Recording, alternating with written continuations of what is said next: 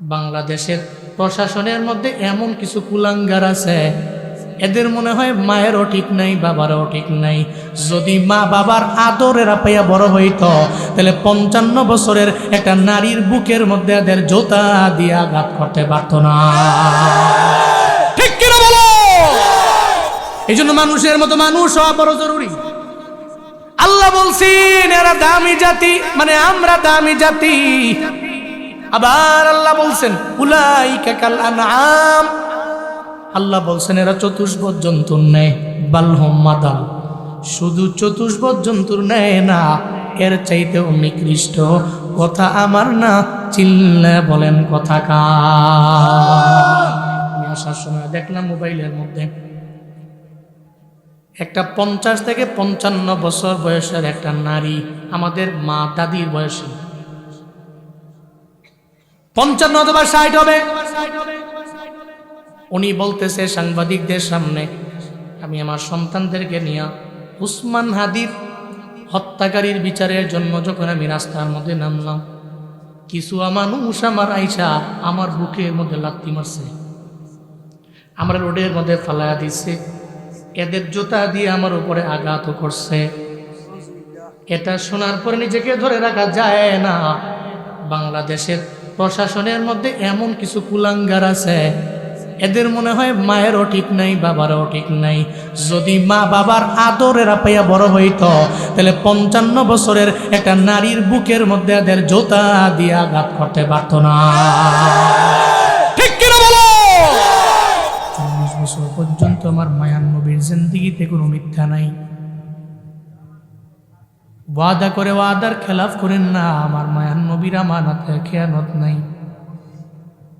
যেই কারণে কোনো মুসলমান আমার মায়ান নবীর লকব দেন নাই আলামিন। আবার নবীর আমানতদারিতা দেখে আবু জাহাল, উতবা, সাইবা, ওয়ালিদ ইবনে মুগিরারা আবার মায়ান নবীর আমানতদারিতা দেখে নবীর উপাধি দিয়ে দিছে নবী আমানতদার আল আমিন। 40 বছর লাগে নবীর জিন্দেগিতে কোনো মিথ্যা নাই।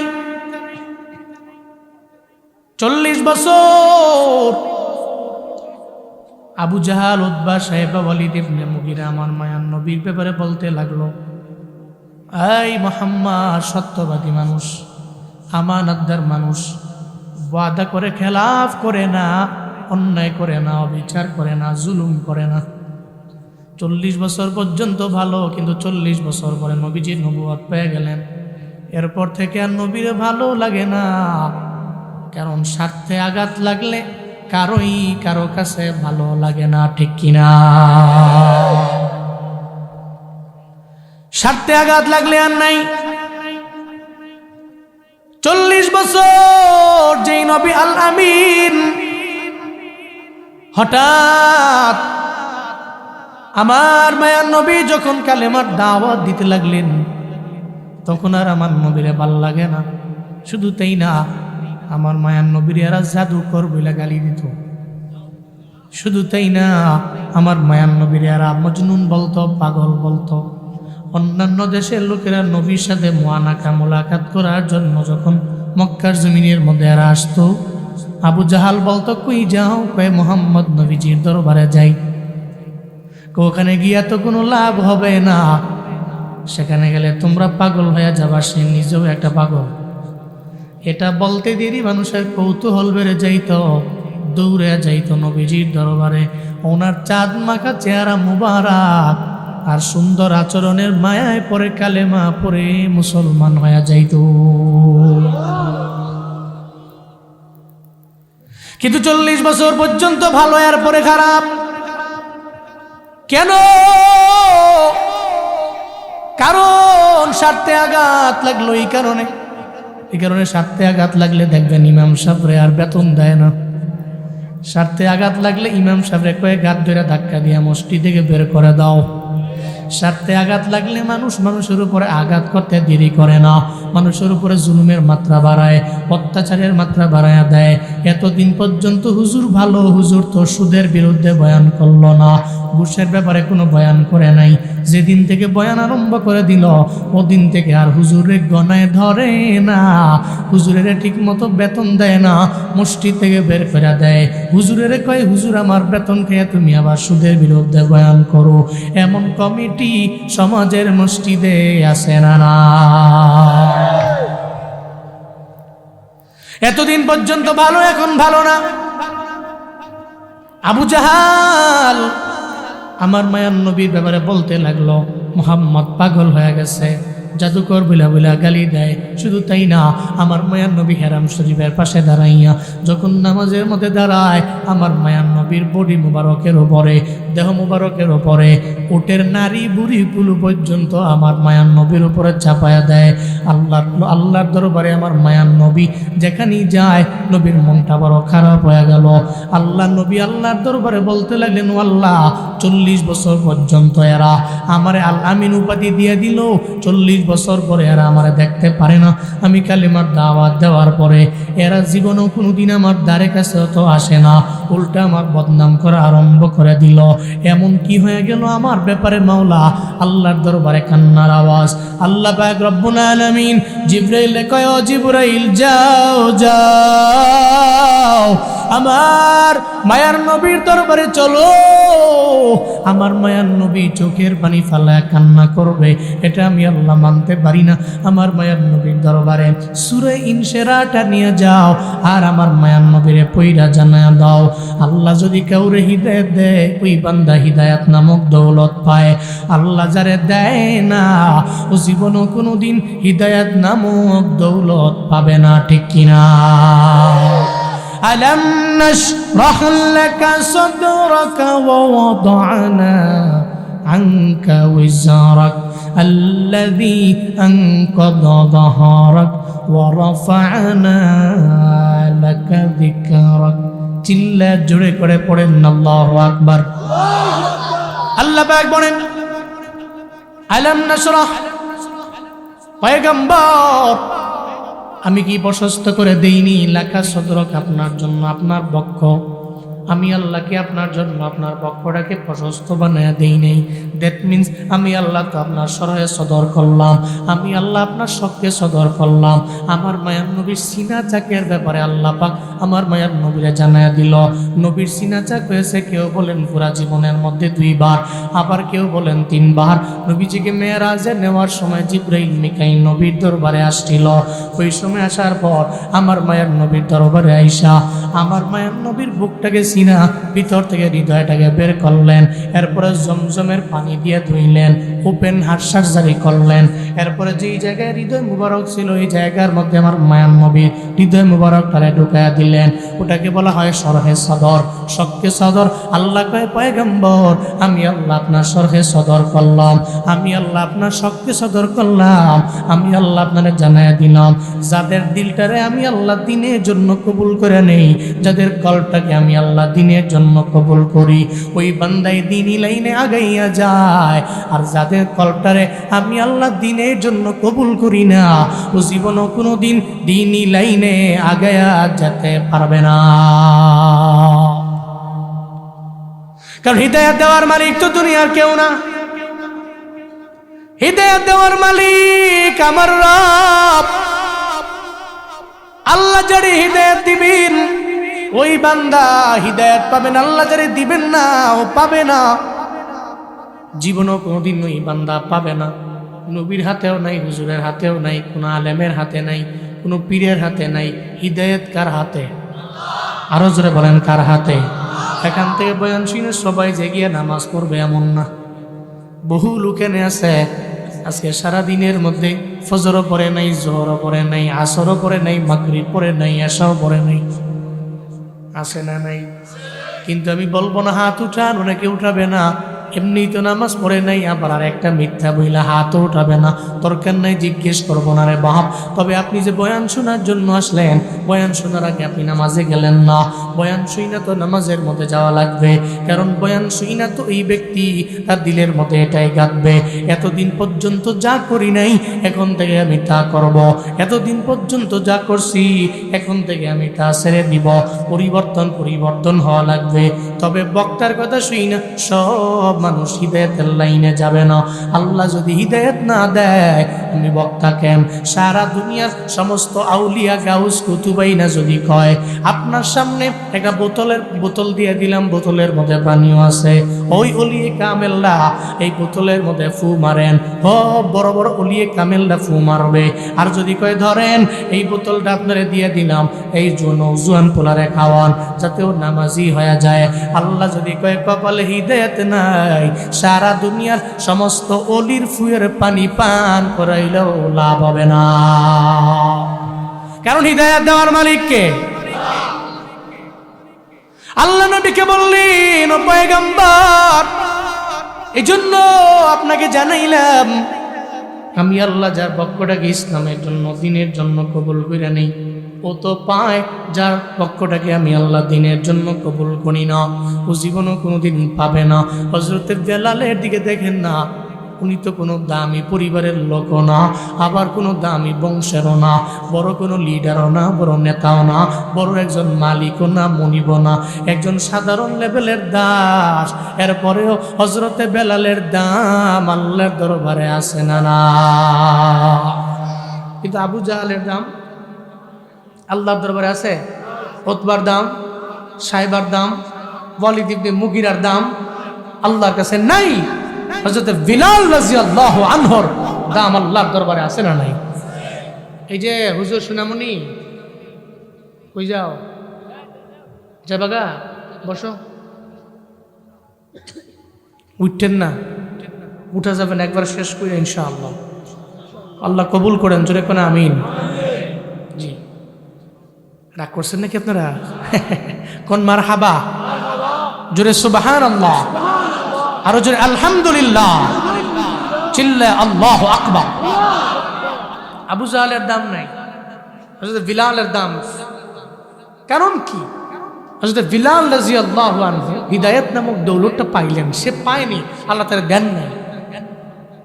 তাহলে নবীর কত কাছের ছিল। উমরা করার জন্য যারা বাইতুল্লাহর মধ্যে গেলেন, আপনারা তো বাইতুল্লাহ ঘুরলেন, তাওয়াফ করলেন প্রথমত 7 বার, এরপরে গেলেন সাই করার জন্য সাফা টু মারওয়া, সাফা টু মারওয়া, মারওয়া টু সাফা, সাফা টু মারওয়া, মারওয়া টু সাফা, সাফা টু মারওয়া। কয়বার? 7 বার। 7 বার তাওয়াফ করলেন, এরপরে 7 বার সাই। 7 বার সাই করার পরে মারওয়া থেকে মুয়াল্লিম সাহেব আপনাকে বের করে নিয়ে গেল, এই হাজি সাহেব তাওয়াফ করলেন 7 বার এবং সাই করলেন 7 বার, এখন মোটামুটি পেশার আইসিনি, কই কিসের, কই ইস্তেনজার, কয় হা। এবার মারওয়া দিয়া বের করে দেয়, একটু দূর যাওয়ার পর বেশিক্ষণ হাঁটাও লাগে না, ওই জায়গায় যাওয়ার পরে কয় এটা হাম্মাম। তবে সাধারণ কোনো কারো বাড়ি না, এটা হইলো আবু জাহলের বাড়ি। এখন হয়েছে হাম্মাম, টয়লেট খানা। এবার হাজি সাহেব মনে মনে কয় এখন তো প্রেশার আরো বেড়ে গেছে, ঠিক কিনা? কয় কোন জায়গায়? এইটা পুরাটা দূর ফিরে যায়, এতক্ষণ ছিল, কথা বুঝেন না, এখন 1 নাম্বার ছিল, এখন 2 নাম্বার। একবারে গিয়ে প্রেশার পুষার দিয়ে নষ্ট পচু করে লেছে, কেউ ছেড়ে বেড়ে লেছে সব। তা আবু জাহালের বাড়ি বলে কথা। এরপরে মুআল্লিম সাহেব আবু জাহালের বাড়ি থেকে তাকে বের করেন, বের করে ওনাকে দেখান, এই যে আমি যেখানে বসে আছি এই জায়গায় যদি আবু জাহালের বাড়ি হয়, ধরেন ওই যে আমার গাড়িটা জেনে আছে অতটুকু পরেই দেখা যায়। তো মুআল্লিম সাহেব দেখায় ওই যে ইয়েলো কালার, একটু হালকা হলুদ কালার একটা বিল্ডিং দেখা যায়, এটা চিনেন? তো উনি তো আমি নতুন মানুষ, আমি চিনমু কর্তিকা, এটা হইলো নবীজির বাড়ি, আর এটা আবু জাহালের বাড়ি। যতবার আমি উমরায় গিয়েছি ততবার আমি চিন্তা করছি, বারবার ওই জায়গায় দাঁড়াইয়া, নবীর বাড়ি আবু জাহলের বাড়ি দূরে না, কিন্তু কপালে হিদায়াত নাই, এই কারণে পায় নাই। হযরতে বেলাল বড় দামি, হিদায়াতটা কপালে আছে, আফ্রিকার বেলাল নবীর হাতে কালেমা পড়া মুসলমান হয়া আল্লাহর দরবারে বড় দামি হয়ে গেছে। এর মানে হিদায়াত কারো হাতে নেই, হিদায়াত দেওয়ার মালিক একজন, চিল্লা বলেন তার নাম। আল্লাহ পাক বলেন, আমি যার পক্ষ ইসলামের জন্য কবুল করে নি ওই বান্দা তো দ্বীনের জন্য আগাইতে পারে। এরপরে সূরা ইনশিরাহ 2 নম্বর 3 নম্বর আয়াত আল্লাহ পাকের পরে জানায় দেয়, ওয়া ওয়াদানা আনকা উইজরাক আল্লাযী আনকাদা যাহরাক। চিল্লা পড়েন আল্লাহু আকবার।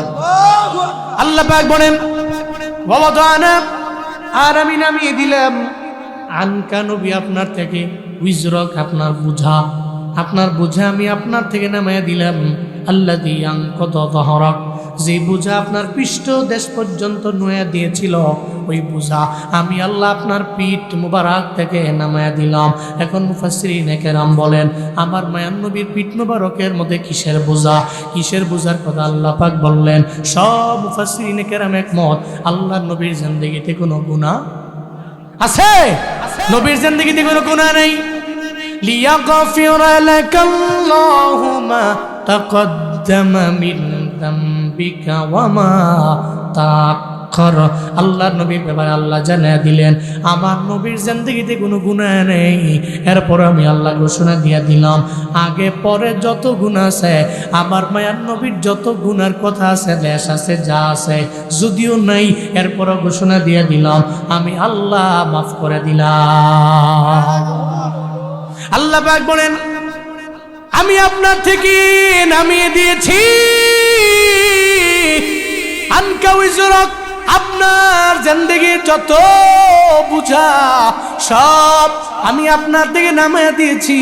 আল্লাযী আনকাদা যাহরাক, পয়গম্বর যে বুঝা আপনার পিঠ মুবারক নুয়ে দিয়েছিল আমি আল্লাহ নামিয়ে দিলাম। আপনার জিন্দেগিতে কোনো গুনাহ রাখলাম না। এখান থেকে উম্মতে মুহাম্মাদের জন্য একটা শিক্ষা আছে। এই মুহাম্মদ পয়গম্বরের উম্মতেরা, মানে আমরা, আমার নবীর জিন্দেগিতে কোনো গুনাহ নাই। আল্লাহ পাক ঘোষণা দিয়ে দিলেন নবীর গুনাহ নাই। এরপরেও নবী ডেইলি আল্লাহর দরবারে, কেউ বলেন তাওবা করে নবী 70 বার, আবার কেউ বলেন নবী আল্লাহর দরবারে তাওবা করে 100 বার। এই বাবারা, নবীর জিন্দেগিতে গুনাহ নাই, এরপরেও তাওবা করে যদি 100 বার, আমগো জিন্দেগিতে গুনাহ আছে না নাই? আছে না নাই?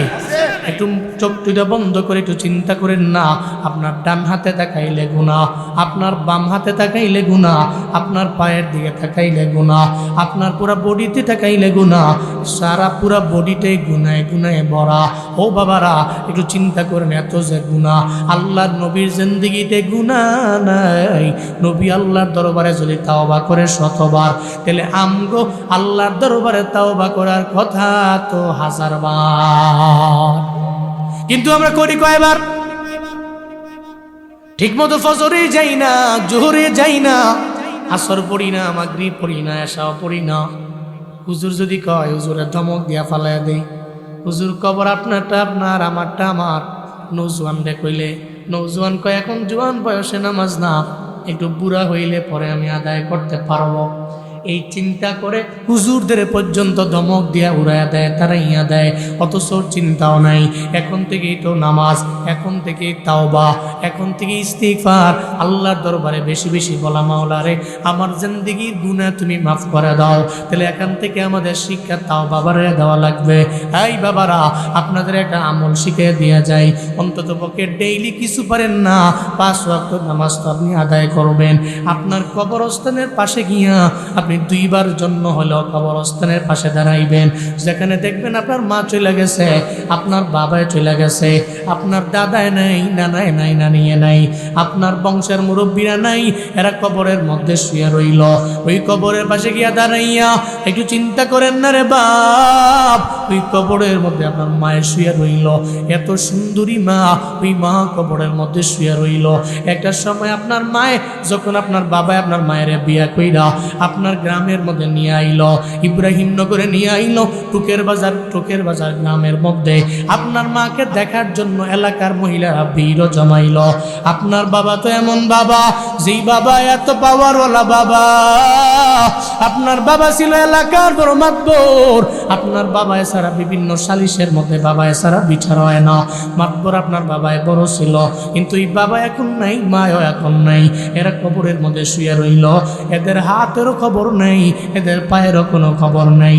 ইন্তেকালের 3 দিন পর এদের সব কিছু আস্তে আস্তে ডে বাই ডে মাটির সঙ্গে মিশেও গেল।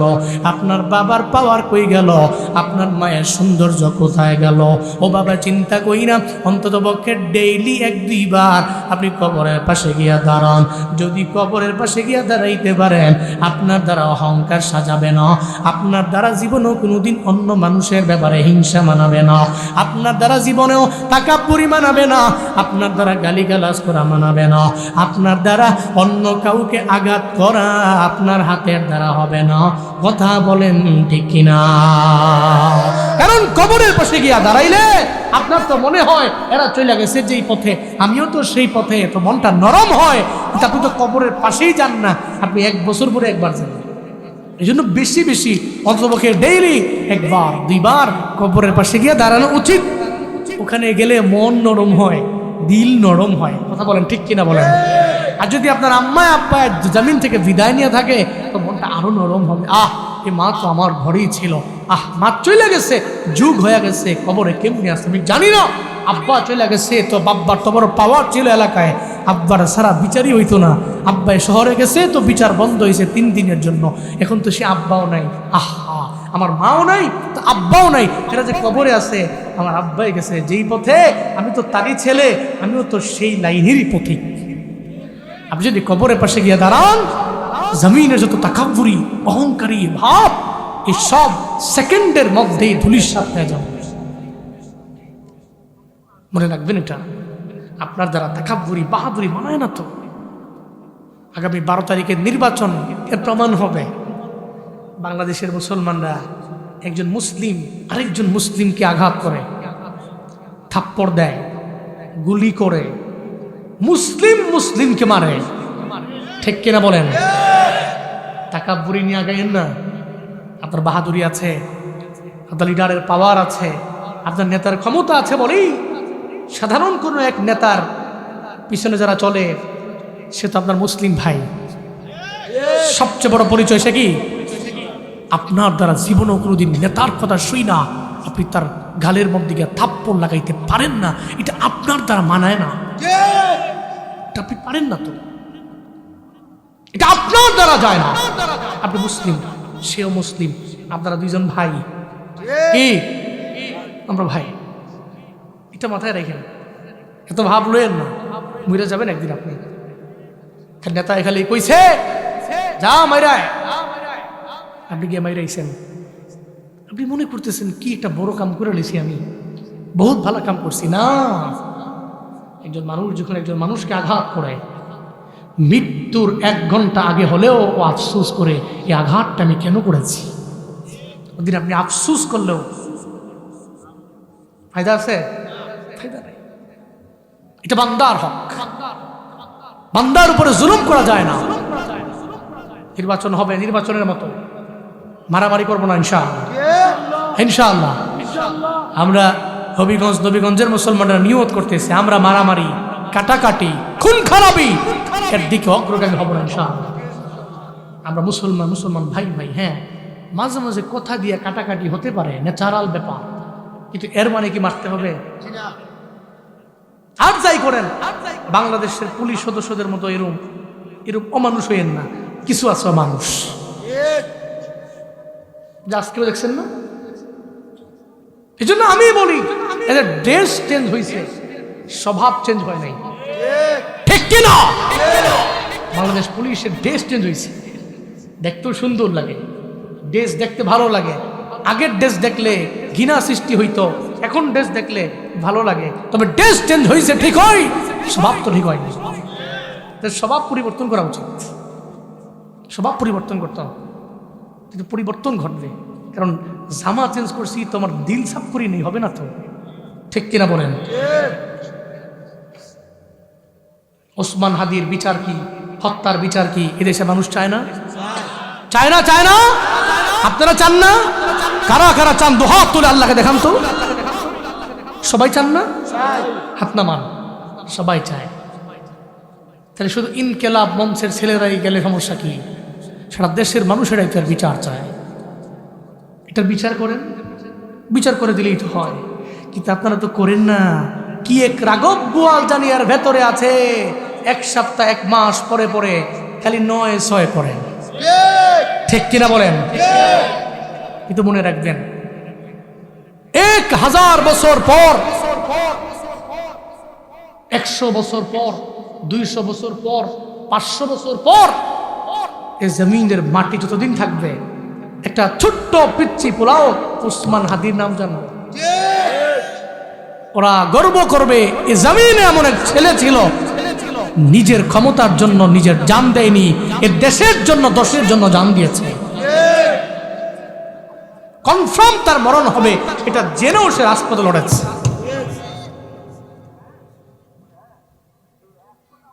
এজন্য বিচার করা উচিত। আর সে বিচারের দাবিতে এরা মাঠে গেছে, আজকে ধরে মারছে। আমার এমন আঘাত, আমি আসার সময় দেখলাম মোবাইলের মধ্যে একটা ৫০ থেকে ৫৫ বছর বয়সের একটা নারী, আমাদের মা দাদির বয়সী,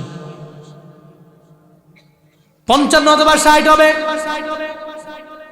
উনি বলতেছে সাংবাদিকদের সামনে, আমি আমার সন্তানদেরকে নিয়ে ওসমান হাদির হত্যাকারীর বিচারের জন্য যখন আমি রাস্তার মধ্যে নামলাম, কিছু মানুষ আমার আইসা আমার বুকের মধ্যে লাথি মারছে, আমার রোডের মধ্যে ফালাইয়া দিচ্ছে, এদের জুতা দিয়ে আমার উপরে আঘাত করছে। এটা শোনার পরে নিজেকে ধরে রাখা যায় না। বাংলাদেশের প্রশাসনের মধ্যে এমন কিছু কুলাঙ্গার আছে, এদের মনে হয় মায়েরও ঠিক নাই, বাবারও ঠিক নাই। যদি মা বাবার আদরের পাইয়া বড় হইত, তাহলে ৫৫ বছরের একটা নারীর বুকের মধ্যে এদের জুতা দিয়ে আঘাত করতে পারত না। ঠিক কিনা বলো? এই জন্য মানুষের মতো মানুষ হওয়া বড় জরুরি। আল্লাহ বলছেন এরা দামি জাতি, মানে আমরা দামি জাতি। আবার আল্লাহ বলছেন উলাইকা কাল আনআম, আল্লাহ বলছেন এরা চতুষ্পদ জন্তুর ন্যায়। বাল হুম মাদাল, শুধু চতুষ্পদ জন্তুর ন্যায় না, এর চাইতেও নিকৃষ্ট। কথা আমার না, চিল্লা বলেন কথা কার? ও মিয়া, সে তার অপরাধী, আমি ধরলাম, আমি মানলাম, কিন্তু ৫৫ বছর বয়সের একটা মার মতো বয়সী একটা মহিলাকে তুমি আঘাত করতে পারো না। আর যে তাকে তার বুক বরাবর রাস্তায় ফেলাইয়া পা দিয়ে আঘাত করে, সে মানুষের মতো মানুষ না, ও তো মানুষ রবি জানোয়ার। এটা কেমনে সম্ভব? এটা কেমনে সম্ভব? আল্লাহ আমাদের সবাইকে সঠিক বুঝদান করেন। আরো জোরে বলেন আমিন। আপনার তাকাব্বুরি, আপনার বাহাদুরি, আপনার অহংকার, কবরের পাশে গিয়ে দাঁড়ান, নিমিষেই দেখবেন সব ধুলিসাৎ হয়ে গেছে। ২ এবং ৩ নম্বর আয়াত থেকে আমাদের শিক্ষা, নবীজির জিন্দেগিতে গুনাহ ছিল না, আল্লাহ সব উঠে আনিছেন। উনি তাওবা করতেন, আমরা বেশি বেশি তাওবা করব। পারি না, অন্তত পক্ষে ডেইলি ১-২ বার হলেও কবরস্থানের পাশে গিয়ে দাঁড়াবো। পারবো তো ইনশাআল্লাহ? আল্লাহ পাক কবুল মঞ্জুর করেন। সকলে পড়েন আমিন। ওয়ারাফা'না লাকা যিকরাক, আল্লাহ পাক বলছেন সূরা ইনশিরার ৪ নম্বর আয়াতে আল্লাহ পাক জানায় দিলেন, নবী, আবু জাহাল আপনার উপরে উঠে নারী ভুঁড়ি চাপায়া দেয়, আপনি তো এই কারণে চোখের পানি ফেলে কান্না করেন। আমি আপনার ব্যাপারে জানিয়ে দিলাম, আমি আল্লাহ, স্বয়ং আমি আল্লাহ এই জমিনের মধ্যে আপনার জিকির, আপনার স্মরণ আমি আল্লাহ বুলন্দ করে দিলাম। যেখানে দেখেন আল্লাহর নাম, ওখানে নবীর নাম। আজান দিয়েছে মুয়াজ্জিন, আল্লাহর নামের পর ওই জায়গায় নবীর নাম আছে না নাই? একামতের মধ্যে আল্লাহর নামের পরে নবীর নাম আছে না নাই? আমি যে খুতবা বললাম, খুতবার মধ্যে আল্লাহর নামের পরে নবীর নাম আছে না নাই? সব জায়গার মধ্যে আল্লাহর নামের পরে নবীর নাম আছে। কেউ যদি কয় কালেমার লা ইলাহা ইল্লাল্লাহ মানি, মুহাম্মাদুর রাসূলুল্লাহ আমি মানি না, তাহলে ঈমানদার? হ্যাঁ, তাহলে ওই বান্দা ঈমানদার হতে পারবে না। আবার যদি কয় আমি তো অনেক বড় দামি একজন ইমাম, আমি দামি বড় ইমাম, আমি আমার নামাজের মধ্যে নবীর নাম আমি একবারও বলবো না, আমি তাশাহুদের মধ্যে নবীর নাম বলবো না, আমি দুরূদ ইব্রাহিমের মধ্যে নবীর নাম বলবো না, তাহলে তো বান্দার নামাজটাই তো হইল না। যত বড় ইমাম হোক, যত বড় মুয়াজ্জিন হোক, যাই হোক না কেন, আল্লাহ কয় নবী চিন্তা নাই, ইন্না আতাইনাকাল কাউসার ফাসাল্লি লিরাব্বিকা ওয়ানহার ইন্না শানিয়াকা হুয়াল আবতার। আজকে আবু জাহাল উতবারা আপনার দ্বারে দ্বারে আইসা আপনার উপরে ওটের নারী বুড়ি চাপায়, আপনার মন খারাপের দরকার নাই, আমি আল্লাহ ওয়াদা দিয়ে দিলাম এই জমিনে আবু জাহালের নাম নেওয়ার মতো কেউ থাকবে না, কিন্তু আপনার নাম নেওয়ার মতো জমিনে উম্মতের অভাব হবে না। কথা বলেন ঠিক কিনা? আমার নবীর নাম নেওয়ার মতো উম্মতের অভাব নাই। মদিনা থেকে বাংলাদেশের হবিগঞ্জের নবীগঞ্জের টুকের বাজার কত দূর, এরপরেও দেখবে রাতের বেলা বয়ান লাগে, রাতের বেলা ঘুমায় না, বালিশ বেজায় ফেলে, চোখ দিয়া করে করে পানি পড়ে, নবীর কাহিনী শুই না কান্দে, মুরব্বীটা সাহাবায়ে কেরামের জিন্দেগি লাগায়া চোখ দিয়া করে করে পানি পড়ে। কিরে মুরব্বী কান্দো কেন? আমি তো বুড়া মানুষ, আমি তো গরিব মানুষ, আমি চাইলেও তো নবীর কাহিনী শুনি, মদিনায় আমি যেতে পারি না। আল্লাহর দরবারে কান্না করে আর বলে, মাওলা রে, তুমি তো আমার এমন এক গরিব বানাইলা, জমিনের ধনীরা রমজান মাসে উমরায় যায়, চোখের পানি ফেলায় ফেলায়, মধ্যবিত্ত আর গরিব পোলাডায় চোখের পানি ফেলায় ফেলায় কান্না করে। নবীরে দেখছো নি? কয় না। নবীর চেহারা মোবারক দেখছো? কয় না। এরপরও নবীর জন্য কেন কান্দ? আল্লাহ কয় এটাই তো আমার ওয়াদা ছিল, আমার নবীর এরা পাবে না, আমার নবীরে দেখবেও না, কিন্তু নবীর অনুসরণ কইরা, নবীর স্মরণ কইরা চোখের পানি ফেলে কান্না করার উম্মত জমিনে অভাব থাকবে না। যার প্রমাণ হলো নবীগঞ্জের মুসলমানেরা আল্লাহ নবীর জন্য কান্না। সব জায়গায় গেলে নবীর বয়ান শুনে চোখের পানি ফালায় ফালায় কান্দায়। এই কারণে তো আল্লাহ জানায় দিলেন নবী, ওয়ারাফা'না লাকা যিকরাক, আমি আপনার জন্য আপনার জিকির বাড়াইলাম, আপনার সম্মান আমি আল্লাহ বাড়াইয়া দিলাম। এমন শুধু তাই না, আমি আল্লাহ আপনার সব জায়গায় বরকত বাড়াইলাম। আপনার দেহ মুবারকে বরকত, আপনার লালা মুবারকে বরকত, আপনার দেহ মুবারকে বরকত, আপনার ঘাম মুবারকে বরকত। এক কথায় আপনার পুরো হোল বডির মধ্যে আমি আল্লাহ এত পরিমাণে বরকত বাড়াইয়া দিলাম। কি পরিমাণে বরকত বাড়াইলেন আমার আল্লাহ! আমার মায়ার নবীর জিকির সম্মান মর্যাদা কি পরিমাণ বাড়াইয়া দিল। এই নবীগঞ্জের মুসলমানেরা, এই নবীগঞ্জের মুসলমানেরা, খন্দকের যুদ্ধের ব্যাপারে অনেকেরই জানা আছে। ইতিহাসে বলা হয় ব্যাটল অফ কনফেডারেটস, সম্মিলিত বাহিনীর যুদ্ধ। খন্দকের যুদ্ধের ময়দানে তিন বাহিনীর সাথে মুসলমানেরা যুদ্ধ করে পেরে উঠবে না, এই চিন্তা করে আমার মায়ার নবী ভাবলেন এদের সামনে সরাসরি যুদ্ধের ময়দানে আমি যুদ্ধ করব না, বরং নবী যে চিন্তা করলেন আমরা পরিখা খনন করব, খাল খনন করব, যাতে করে ওপার থেকে এবারে আইসা যুদ্ধের ময়দানেরা যুদ্ধই করতে না পারে। এমন একটা পরিকল্পনা করলেন, সেই পরিকল্পনার মাধ্যমে আমার মায়ার নবী সফল হয়ে গেলেন। খন্দকের যুদ্ধে খাল খনন করার জন্য আমার মায়ার নবী বরাবর যখন গেল খাল খননের কাজে, আমার নবীর সঙ্গে সাহাবায়ে কেরাম ছিল ১,৫০০। জুড়ে বলেন কয় হাজার? ১,৫০০ সাহাবা লইয়া আমার নবীজি সব সাহাবায়ে কেরাম লইয়া খন্দকের প্রান্তরে নবীজি পরিখা খনন করতে লাগলেন।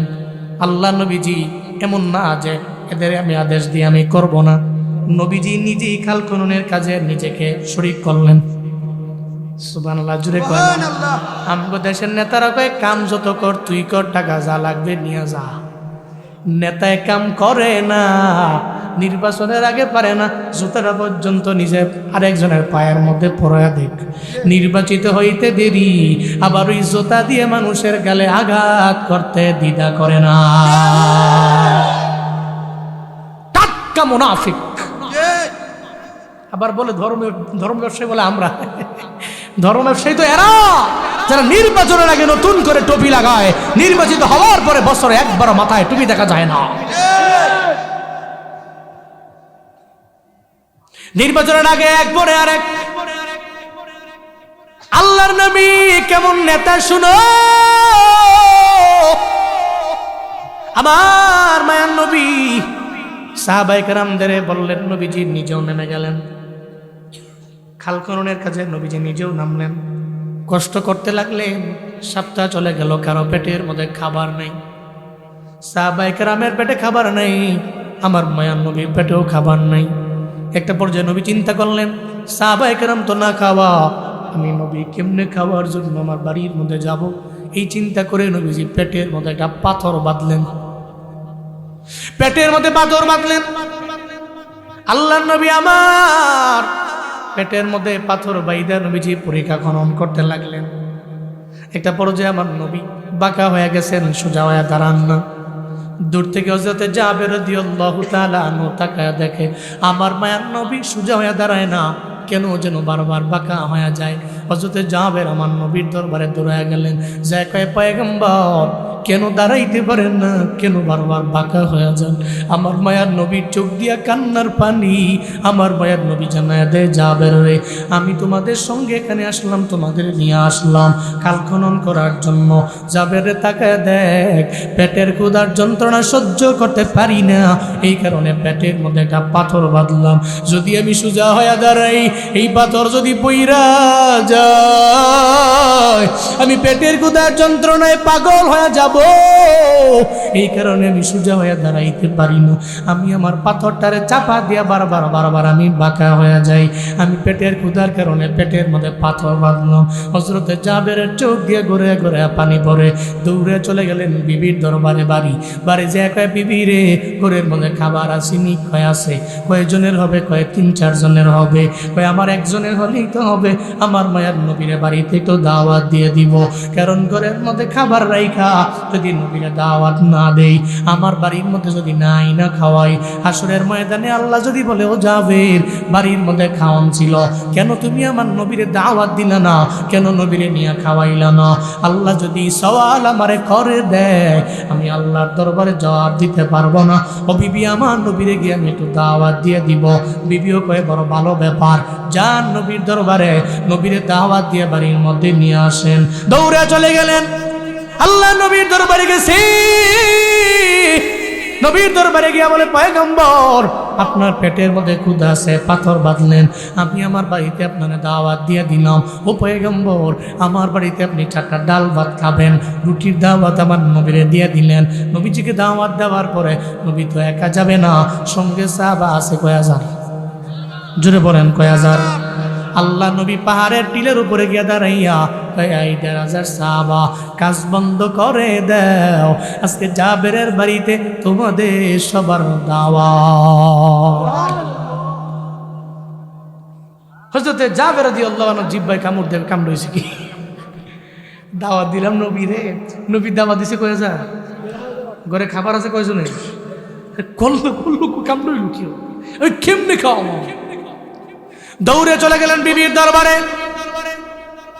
যে কয়, বিবি আমার, তোমার দরবার থেকে পারমিশন লইয়া নবীর দরবারে দাওয়াত দিতে গেলাম। নবীরে দাওয়াত দিছি, নবী তো একা আসবে না, টিলার উপরে দাঁড়ায় নবীজি দাওয়াত দিছে 1,500 লোকের। আমি কেমনে খাওয়াম, এই জন্য চিন্তা করে তোমার দরবারে চলে আসলাম। সঙ্গে সঙ্গে যাতে জাবের রাদিয়াল্লাহু আনহু ওনার বিবি জানায়া দেয়, ও স্বামী, আমার চিন্তা নাই, টেনশন করার কোনো কারণ নাই। আপনি টেনশন কেন করেন? দাওয়াত দিছেন আপনি নবীরে, আপনি চিন্তা করবেন নবীরে লইয়া। নবী দাওয়াত দিছে 1,500 রে, চিন্তা করবে নবী আর আমার আল্লাহ। এমন একটা বিবি যদি ঘরের মধ্যে আনা যায়, যেই ঘর থেকে আসবে আব্দুল কাদের জিলানী,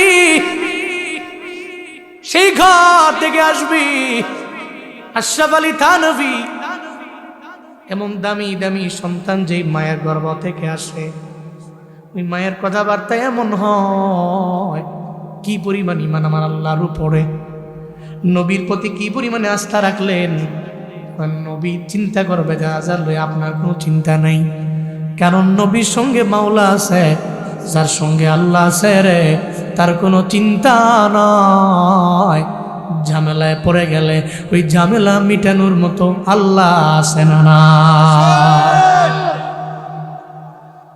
এমন একটা ঈমানওয়ালা নারী ঘরের মধ্যে আইনো। নবীগঞ্জের এই নৌজওয়ানেরা, তোমরা তো বিয়ার কথা কইলে মুখ দিয়ে খালি হাসি বের হয়, খালি খালি কইছে তোমার বিয়া করামো, কই শ্বশুরবাড়ি কোনো খালি কইছে তোমার বিয়া করামো, এত লাভ দিয়ে কয়ে কোন বাড়িটা জানি শ্বশুরবাড়ি কোনটা, যাই একটু ঘুরান দিয়েই, বুঝছেন না বিষয়টা? মানে বিয়ার কথা কইলে ও যে হাইস দেয়, বাপরে বহুত খুশি হয়। তো এটা ভালো ব্যাপার। তোমার আব্বা আম্মা তোমার জন্য একটা কন্যা রেডি করলেন, যেটা তোমার জন্য ভালো হয় তারা সেটা রেডি করবে। কিন্তু কপাল পোড়া তুমি তো 5-6 বছর 7 বছর প্রেম কইরা এরপরে আব্বারও জানাও নাই, আম্মারও জানাও নাই, 2-3 জন লইয়া কোর্ট ম্যারেজ করে যা বিয়া করে আলাইছো। এরম বহুত বিয়া দেখছি তো জীবনে।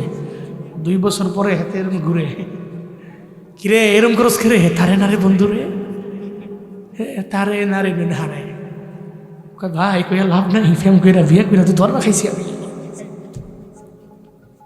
আব্বা আম্মার মনে আঘাত দিয়া তুই মনে করছো পরিবারে বরকত হবে না? Impossible, impossible. বিবি ইম্পর্টেন্ট। আমাকে আমার দেশের এক ফেমাস আলোচক আজ থেকে আর 5 বছর আগে ঢাকা থেকে আমি কক্সবাজার যাব, এয়ারপোর্টে দেখা হলো, আবার দেখি যে বোর্ডিং পাস যে করছে 2 জনের সিট 100 দিয়ে বসছে। তো 45 মিনিট 50 মিনিট বিমানে থাকা লাগে, তো 2 জনে বসছি। তা উনি আমাকে বলতেছেন, আমি ওই সময় বিবাহ শাদী করিনি, উনি আমাকে বলতে লাগলেন, জুনায়েদ সাহেব বিয়ে শাদী তো করবেন, যদি করেন, যখন করেন, যখন একটা কথা মাথায় রাখবেন, আপনার যদি ওয়াইফটা ঠিক হয়, আপনি আপনার লাইফে, উনি বিমানের সামনের সিটটাকে উদাহরণ দিয়ে বুঝাচ্ছেন আমাকে, আপনি যদি আপনার জীবনে এতটুকু এসে থাকেন, আপনি বিয়ে করছেন, আপনার ওয়াইফটা পারফেক্ট, ওখান থেকে লাভ দিয়ে আপনি একদম সিটের আগে উঠবেন।